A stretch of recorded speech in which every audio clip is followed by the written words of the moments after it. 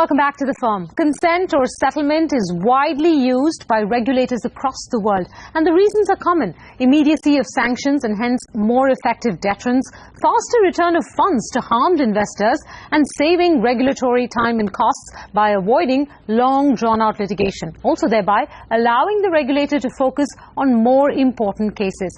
Of course, the reduced burden on the judicial system is a collateral benefit. So broadly speaking, till now, courts too have approved consent orders and acknowledged the right of regulators to settle. The process seemed to have had all-round acceptance, but not in the recent past. After the global financial crisis, the Occupy protests, the anti-big business sentiment, some settlements have drawn a negative vibe. U.S. District Court Judge Rakoff, when examining the SEC Citi consent order last year, called consent orders a cost of doing business rather than any indication of where the real truth lies. In India too, the 50 crore rupee Anil Ambani consent case drew flack for an order short on detail. SEBI Chairman UK Sinha alluded to these new pressures on regulators when he spoke at the IB8 conference in March this year. There are now changing expectations of the society from the regulators. Globally, we are seeing more and more examples of a feeling of anger, a feeling of distrust. The legitimacy of the institutions is being challenged. The failure of institutions to protect the ordinary person has come out more and more openly now. Terms like regulatory capture are no longer being used in hushed tones. They are being now made part of mainframe economic literature. In a very famous case, when the SEC of the USA went for a consent order and it was filed in a district federal court, the comments and judgment of that particular court were extremely severe, and severe from the point of view that what is the public purpose being served by this example? Where is the public purpose? And whether there was any transparency in the whole exercise, whether there is enough knowledge of what was the unlawful gain that was made. So these are the instances, and these instances are across the world. 99% of the people now feel that 1% of the people have been getting all the money and privileges and advantages. So please remember that these developments put a pressure on the thinking of the regulators, and not only in India but across the world. It may be that pressure that prompted SEBI to change its consent guidelines and disallow some offences from being settled. The question is, do SEBI's new consent guidelines put the regulator ahead of the curve, or has it boxed itself in? I'm joined today by two former regulators, former SEC Chairman Harvey Pitt and former SEBI Chairman M. Damodaran. Gentlemen, to both of you, a warm welcome to The Firm. Mr. Pitt, if I may start first by asking you to assess the changes to SEBI's new consent guidelines and give us a view from the outside in of what you make of the regulator's attempt to disallow certain kinds of offences from being settled. I think this is an innovative approach, and one that will really have to await a final evaluation after seeing how it's implemented. If SEBI's guidelines are truly guidelines, and the regulator has the ability to accept settlements it thinks are positive, then I think this will be a very interesting and potentially very valuable experiment. But if in fact the guidelines wind up constricting what the regulator can do, that is, when there are cases where settlements immediately and producing huge benefits for investors have to await either guilty admissions or trial, then I think it will prove to be a burden and one that will need to be revised. If I may follow that up, Mr. Pitt, with the question on the phrase that you used, interesting and valuable experiment. Why do you think this could be a valuable experiment? I think one of the problems that people have when they assess the way regulators approach violations of the law is there's always a second-guessing element that goes on. When I served as chairman of the U.S. SEC, I tried not to second-guess the staff in terms of settlements they presented, but rather to look at the broad policy implications of a settlement. If the agency gets the benefits of settling and settling quickly, then it seems to me the fact that it could have been a little more stringent or it could have extracted a little more money may be really irrelevant if you're getting immediate and beneficial results for the ordinary person, as the current chairman of SEBI indicated.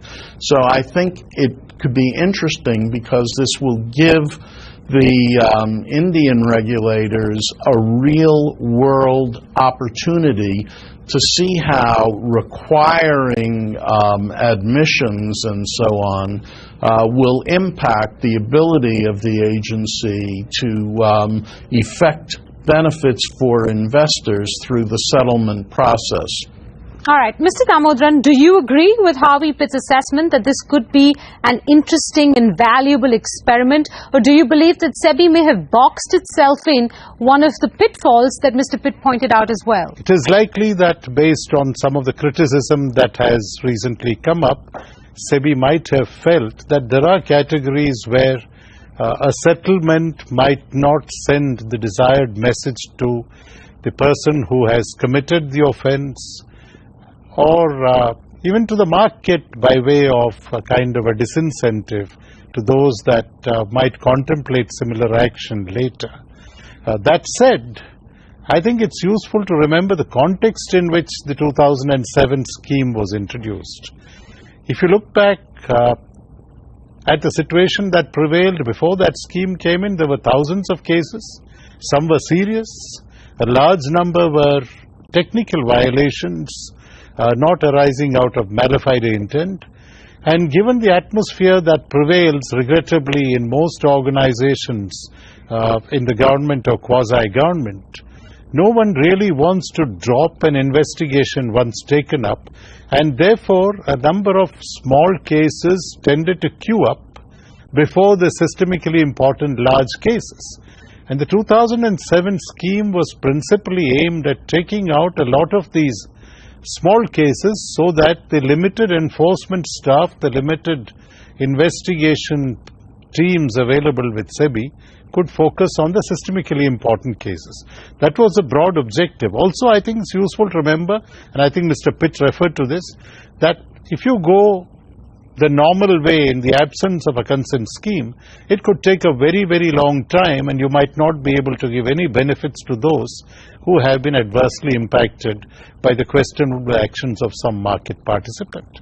That clearly was another thing, and I don't want to get into specifics, but in the context of insider trading, where SEBI is often criticized as not having done enough, there is a case that was decided by the then SEBI chairman in mid-90s, which was overturned in appeal by two government officers then exercising appellate powers, and that is pending, I think, in the High Court even as we speak today. So, Mr. Damodaran, apologies for interrupting, but you seem to be making the point that while it's valid to have some technical infractions settled by consent orders, and that you agree that SEBI can carve out serious offences and not allow for them to be settled, it might be a counterproductive move, because for offences like insider trading, which are difficult to prove in a court of law, the litigation may go on for several years as it goes into appeal.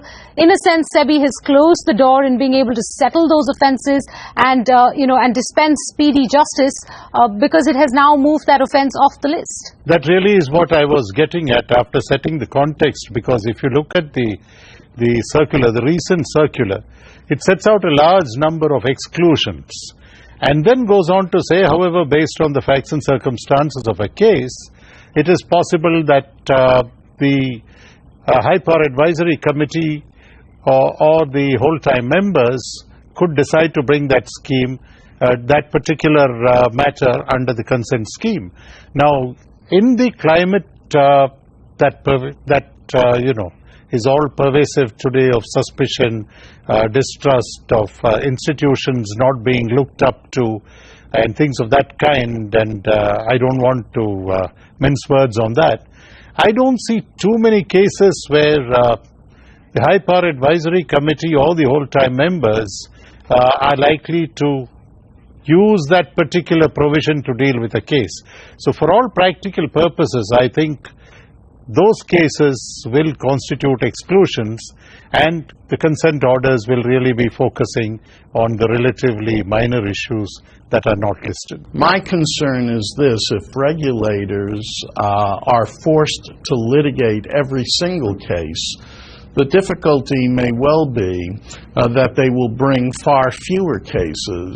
Think about how much longer it will take to bring cases to court. So I think what is required in all respects is a balancing. Where do you suggest, Mr. Pitt, that balancing point may lie? Because on the one hand, you have Judge Rakoff in the U.S. itself make a comment saying a consent judgment that does not involve any admissions and that results in modest penalties appears to simply be a cost of doing business imposed by having to maintain a working relationship with a regulatory agency rather than any indication of where the real truth lies. And on the other hand, regulators run the risk of having to litigate forever to bring anyone to justice. Where does the middle path or the balance point lie in this? I think ultimately the balance point has to lie in discretion of regulators and those who are going to have to try cases. When our staff, when I was at the SEC, would recommend certain cases and recommend settlements that we thought were weak or not acceptable, we also took into account and asked our staff to tell us what they thought about their chances if they litigated. What's important really is to provide the maximum amount of protection to the maximum number of investors, and that really can't be done by formula, and it can't really be done by governmental edict. It really requires a case-by-case assessment. All right. In that case, Mr. Damodaran, that may be the reason why SEBI has left that small window of hope or discretion open, whereby disallowing certain kinds of offences and yet saying that in the rarest of rare cases we may consider settling in such an offence. They've gone further in these new guidelines to lay down formulae for penalty so that the allegations of arbitrariness when deciding upon penalties is in a sense countered. They've gone ahead to lay down eligibility criteria for those parties or companies or offenders that may in fact apply to them through consent orders. If you were in the shoes of a SEBI chairman today, considering the public pressure and the environment outside, would you believe that you have struck the middle path or the balancing point by having done what they've done in these guidelines? No, I think the real issue is the penalties, not the penalties, the settlement amounts. Right. Ought to be, and whatever non-monetary implications there are in a consent order, ought to be severe enough to serve as a deterrent and be much more than the cost of doing business. Mr. Damodaran, do you believe this new penalty structure is in fact good enough to allow for such severe penalties and not just the cost of doing business?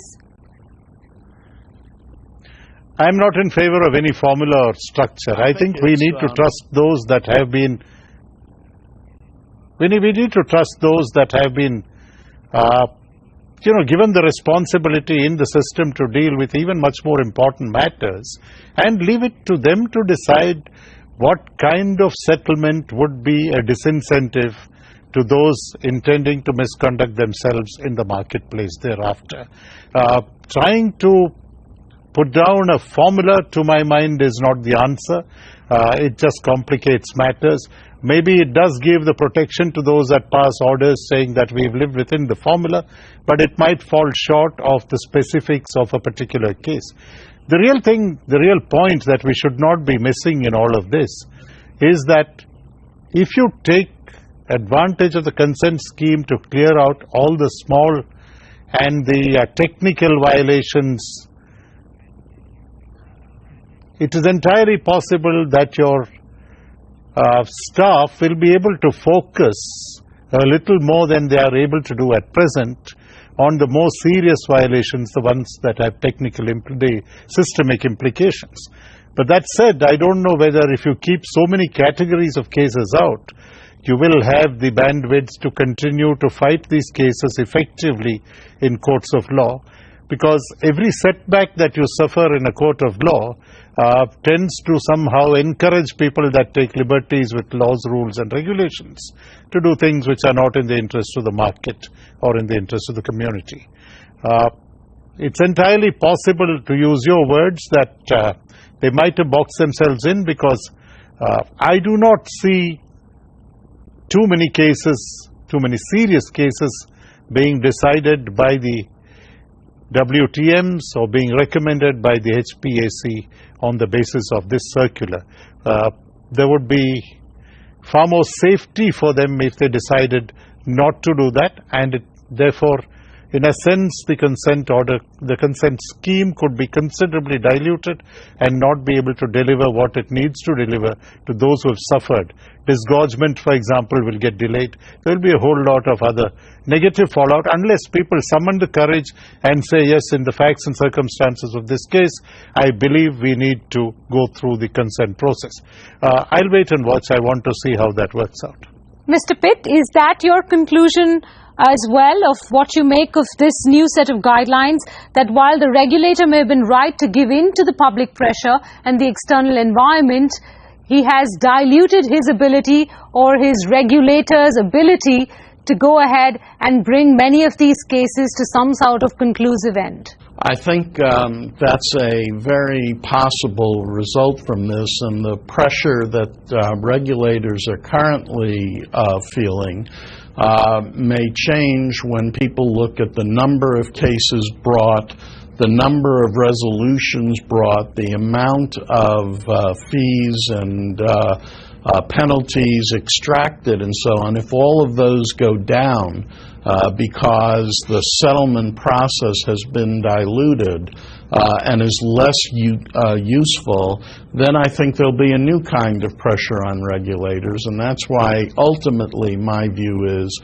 one has to trust to the judgment and sensitivity and sensibilities of the regulators to be able to assess when settlement makes sense and when it ought not to be utilized as a mechanism. Now, I want to state one other fact.